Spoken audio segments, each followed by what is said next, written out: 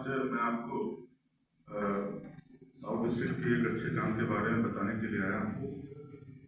South district की DCP अंकित चौहान के नेतृत्व में और एसीपी ऑप्स अभिनेंद्र जैन के सुपरविजन में इंस्पेक्टर पूरे पंजाब ਦੇ ਵਿੱਚ ਜੇਕਰ ਕੋਈ ਤੁਹਾਡੇ ਤੋਂ ਰਿਸ਼ਵਤ ਮੰਗਦਾ ਹੈ ਤਾਂ ਇਨਕਾਰ ਨਾ ਕਰਿਓ। ਇਹਦੀ ਵੀਡੀਓ ਜਾਂ ਆਡੀਓ ਬਣਾ ਕੇ ਉਸ ਨੰਬਰ ਤੇ ਭੇਜ ਦਿਓ ਕਿ ਮੇਰਾ ਦਫ਼ਤਰ ਜਿਹੜਾ ਹੈ ਉਹ ਇਹਦੀ ਪੜਤਾਲ ਕਰੂਗਾ ਤੇ ਦੋਸ਼ੀ ਪਾਏ ਜਾਣ ਤੇ ਕੋਈ ਵੀ ਭ੍ਰਿਸ਼ਟਾਚਾਰੀ ਜਿਹੜਾ ਹੈ ਉਹ ਬਖਸ਼ਿਆ ਨਹੀਂ ਜਾਊਗਾ, ਸਖਤ ਕਾਰਵਾਈ ਹੋਊਗੀ। ਮੁੱਖ ਮੰਤਰੀ ਭਗਵੰਤ ਸਿੰਘ ਮਾਨ ਦੀ ਅਗਵਾਈ ਵਾਲੀ ਪੰਜਾਬ ਸਰਕਾਰ ਨੇ ਭ੍ਰਿਸ਼ਟਾਚਾਰ ਵਿਰੋਧੀ ਐਕਸ਼ਨ ਲਾਈਨ ਦਾ WhatsApp ਨੰਬਰ ਜਾਰੀ ਕਰਕੇ ਪੰਜਾਬ 'ਚ ਹੋ ਰਹੇ ਅਪਰਾਧਾਂ ਤੇ ਰੋਕ ਲਗਾਈ ਹੈ।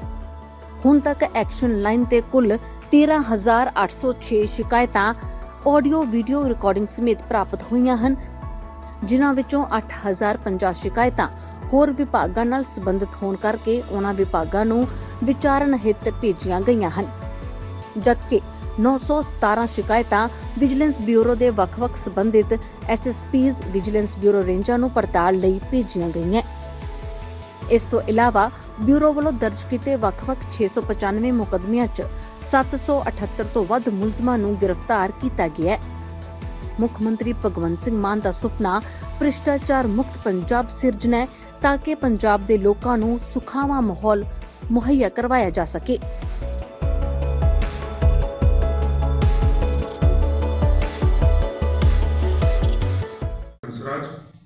Inspector Hansaram, SI Sandeep Saini, SI Ankur, SC Anil, SC Vikas, SC Rajkumar, SC Praveen, SC Mahendra, SC Naveen, constable Praveen, इनकी टीम ने जो बहुत दिनों से बुक्स मेल्स जो आ रही थी स्कूलों के पास, उस केस में बड़ी कामयाबी प्राप्त की है।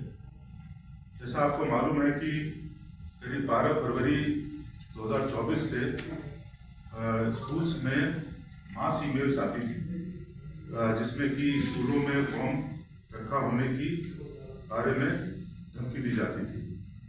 आप समझ सकते हैं कि ऐसी ईमेल आने के बाद और बच्चों की सुरक्षा को लेकर के स्कूल काफ़ी परेशान रहते थे। कई स्कूल छुट्टी घोषित कर देते थे, पढ़ाइयाँ बाधित हो जाती थी स्कूल में, और कई जगहों पे यदि टेस्ट चल रहे हैं, एग्जाम्स इत्यादि हो रहे हैं तो वो भी स्थगित हो जाते हैं।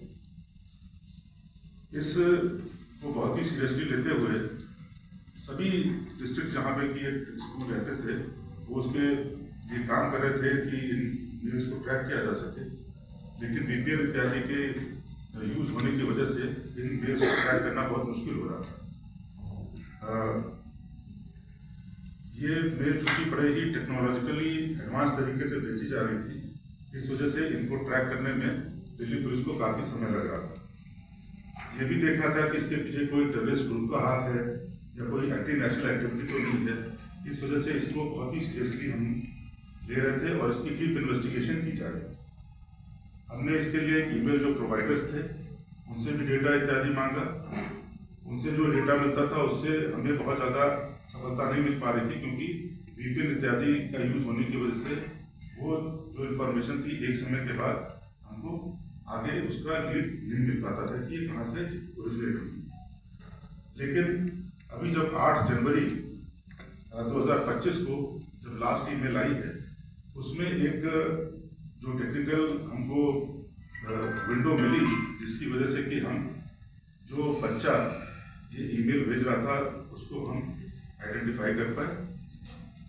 आप समझ सकते हैं कि चूंकि इसमें ये बच्चा इन्वॉल्व था तो इसकी हमारे पास बहुत लीगल लिमिटेशंस होती हैं उनसे पूछताछ इत्यादि करने की।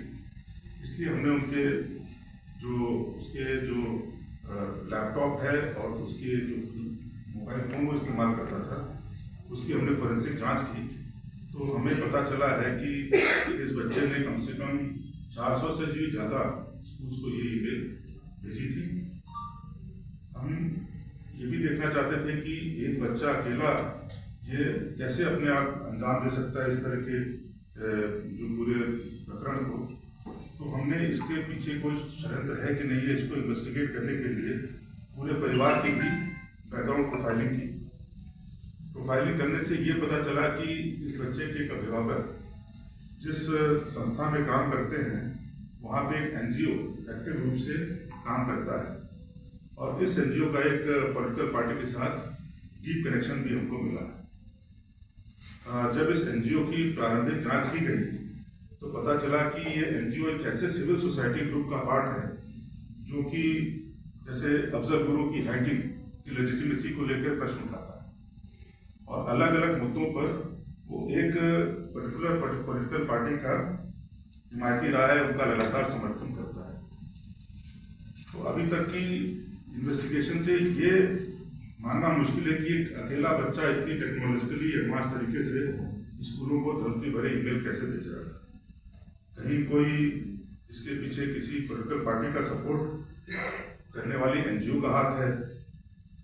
इसके लिए हम पूरे षड्यंत्र की डिजिटल जो है एविडेंस की मदद से जांच कर रहे हैं, और ये भी देख रहे हैं कि इस तरह से दिल्ली का माहौल खराब करने के लिए और लोगों को परेशान करने के लिए कोई राजनीतिक रूप से प्रेरित होकर तो इस घटना के पीछे नहीं है।